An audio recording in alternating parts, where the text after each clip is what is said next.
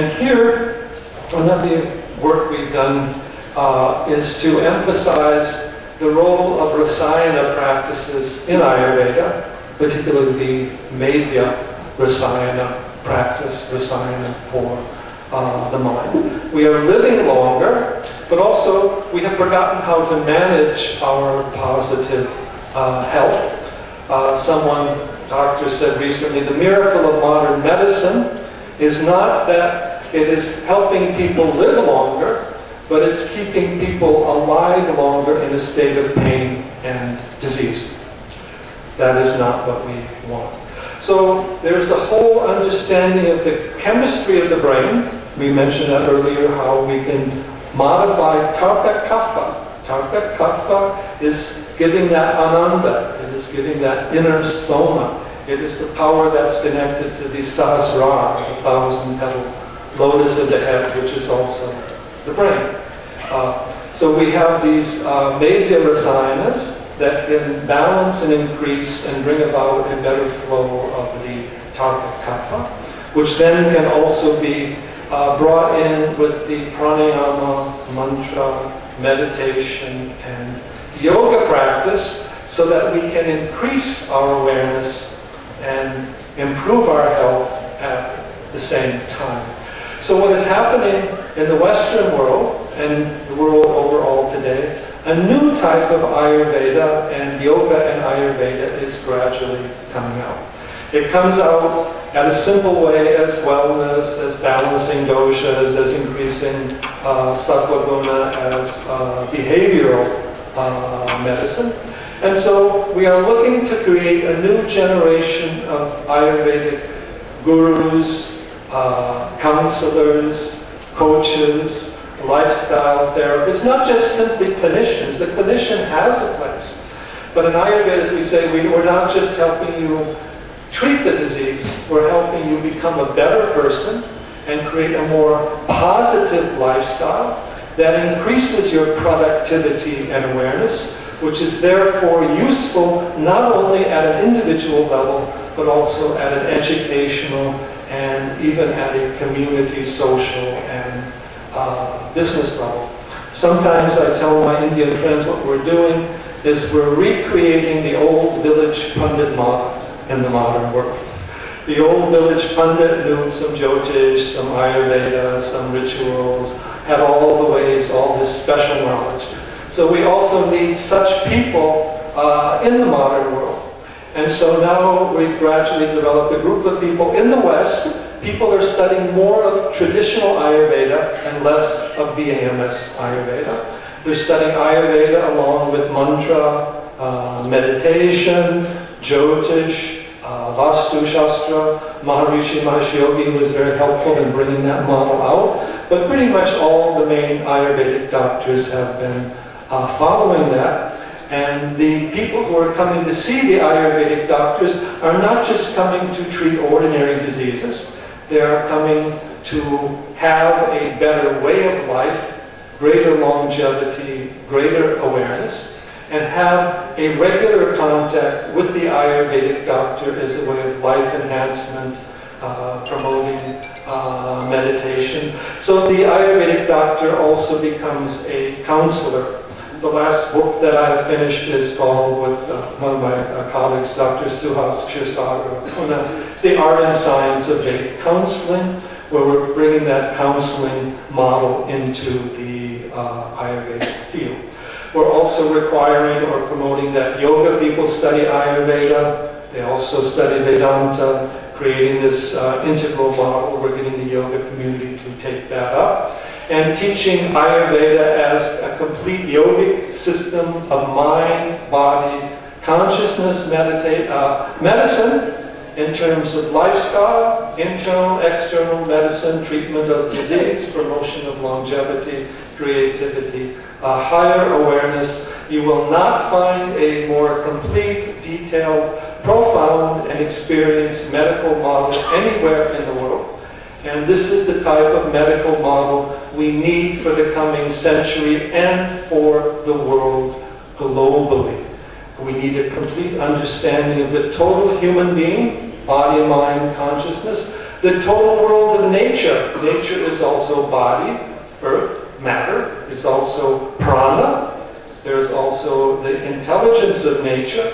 And there's also a deeper consciousness behind that. So what is necessary in India is a revival of more of the traditional Ayurveda in the context of modern Ayurveda and modern medicine, and creating this broader model of the yoga Ayurveda practitioner. It's also necessary to bring yoga and Ayurveda more together, not simply yoga and naturopathy. Ayurveda is the natural form of yogic medicine from the same great rishis who brought us the yoga system. So it's very important to bring those together. And the global spread of Ayurveda is now very much linked with the global movement of yoga, and encouraging all the yoga teachers to learn and know Ayurveda as well. So there's a great field of learning for everyone in the Ayurvedic field today, and there is a great scope for practice. The government of India is now developing a whole set of yoga training, both in the schools and also for yoga teachers and yoga gurus. More of Ayurveda is going to be brought into that. But we also need to expand the scope of Ayurveda and teach also Ayurveda for common and public health, Ayurveda in the schools. Diabetes is a disease of lifestyle mainly, and basic knowledge of Ayurveda will help with that. If the children, the parents are taught basic nutritional factors, how to deal with Agni, how to deal with the basic common health issues, there will be greater health and longevity, and also less dependency on the chemical and pharmaceutical medicine. So you need to become almost missionaries of Ayurveda.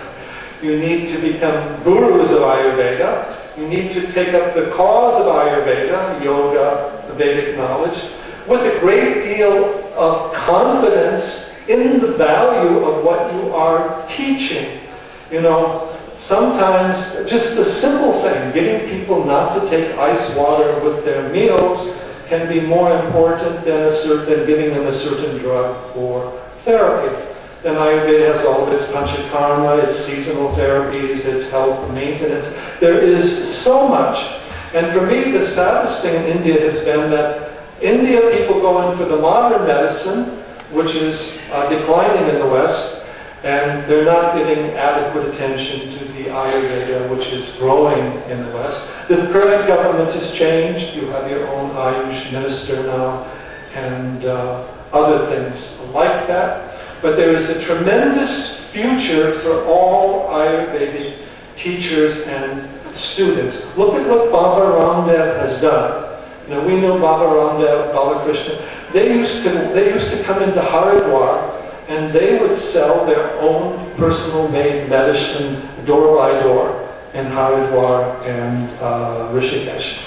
But because they had faith in yoga and Ayurveda and took it to the masses and developed companies, now they are one of the largest pharmaceutical or herbal cosmetic companies in India, and the fastest growing.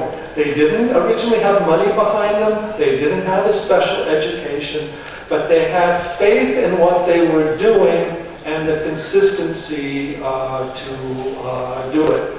Now you see all the gurus, Sri Sri, Amaji, Swami Raj, they all have their Ayurvedic products now. They didn't have that decades ago. That's all coming up. And the new middle class in India is now not only taking pilgrimage and yatras, they're now more interested in meditation, gurus, Ayurveda, and all of that. So rather than looking at Ayurveda as simply a kind of a second level or inferior to modern medicine, you should recognize that it's actually the opposite. Ayurveda has more to offer. Modern medicine is very good with surgical conditions, definitely. It's made very much improvements there.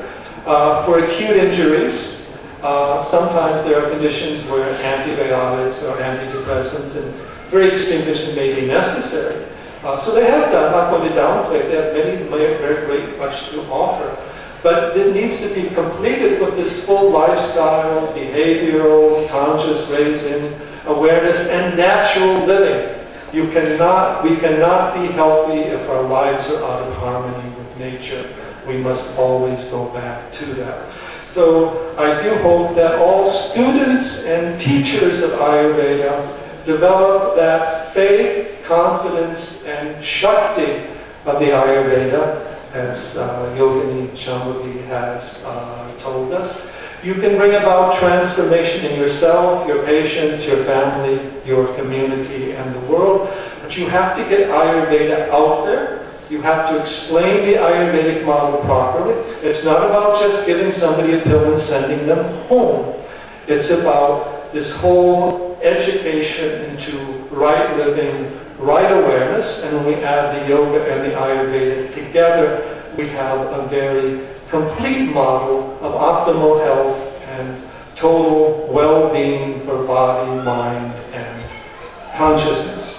So please take up this work of Ayurveda, and I can guarantee you that any of you who apply and teach and practice Ayurveda with genuine energy and faith in the system, that you will be successful. Do not worry about that. Ayurveda will take care of you if you take care of the Ayurveda. And you are doing a great service to humanity through this knowledge. And you must also study Ayurveda in a modern context, learn to relate it to the modern world, modern concepts. Even some of the books in the West can help you do that. Charak and Shashruta are very great texts, but the language is very old, and some of the diseases are not there, some of the constitutional factors are not dealt with in detail. They're very good texts for research, but learn to be articulate in how you present Ayurveda, learn to teach Ayurveda to friends and schools, and learn to communicate better with your patients. And I guarantee you there will be no limit on the changes and the transformations that you can bring into place. India as a whole is now rediscovering a lot of its Vedic heritage. Ayurveda is, I think, the best power, the most practical way to access that. It's difficult to understand mantras of Rig Veda, but we can all understand the Jatar Agni. So learn that, use that to move into that greater knowledge as well. And in India it's important that the heritage of this country, which is more the higher vidyas, is preserved and integrated with the modern science, but not reduced to a modern scientific model. The Vedic way is understanding that which is beyond name, form, and number. And if we have some time to take. Questions, please.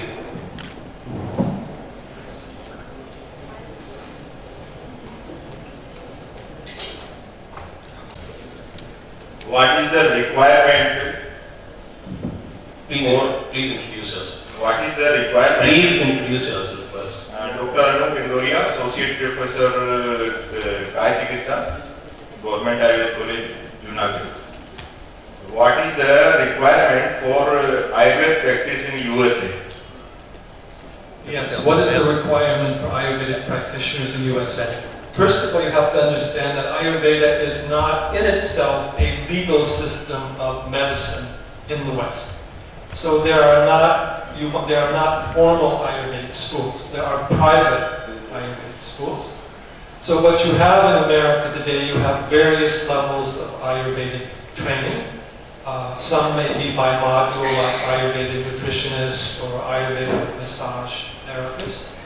And then development of longer practitioner training, usually allied with some institutions or organizations on the India side. I would say most of the people practicing Ayurveda today usually have about at least a 2-year term of study. We are working to increase the study of Ayurveda more, but we are still developing, we might say, the Ayurvedic schools and the institutions to go forward. And for that, we're bringing in now more alliances. We're trying to create some connections with Ayush and other groups, because for Ayurveda to flourish overseas, it also needs the connection with the Ayurveda here. This is from the Principal of College, Professor D.S. Doria. His question is, what are the challenges in the next decade worldwide for Ayurveda? The challenges for Ayurveda, well, first of all, the necessity is of an important revival of Ayurveda in India. That is the foundation. And bringing also not just Ayurveda as a medical discipline, we say, also into the schools, into the more general public, back into the society as a whole. The challenge of Ayurveda globally is just having more teachers and more people available to teach the Ayurveda in other countries. Those who have, and they have to be articulate and relative to the language and the culture they are addressing. When Ayurvedic people have that knowledge, then they will get a response. The other challenge we have in America, strangely, is getting the Indian medical doctors to come out in a greater support of Ayurveda. The physicians of Indian origin in America are now nearly 20%. If we can get them to endorse Ayurveda in a major way, we have a group of people that can bring the knowledge out in a very much more powerful way. So that needs to be done. And even in India, the medical doctors need to learn and understand the relevance of it and importance and complementarity of the Ayurveda. That will also help raise the Ayurveda to a great extent. But overall, the world today has tremendous health challenges that the modern medicine has difficulties in addressing, whether it's the epidemic of diabetes, or in America now you have an epidemic of depression. The richest, most affluent country in the world, more than half the people over the age of 50 are taking or will be taking antidepressants. What is that telling you about the culture, the life, or medicine?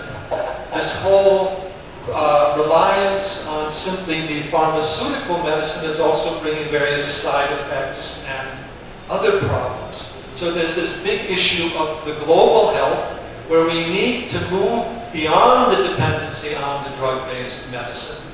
And this is where systems like the Ayurveda have a great opportunity and can contribute a great deal.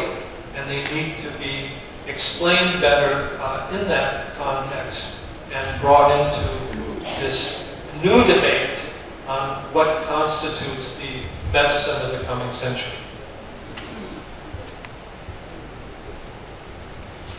For the prevention of diabetes.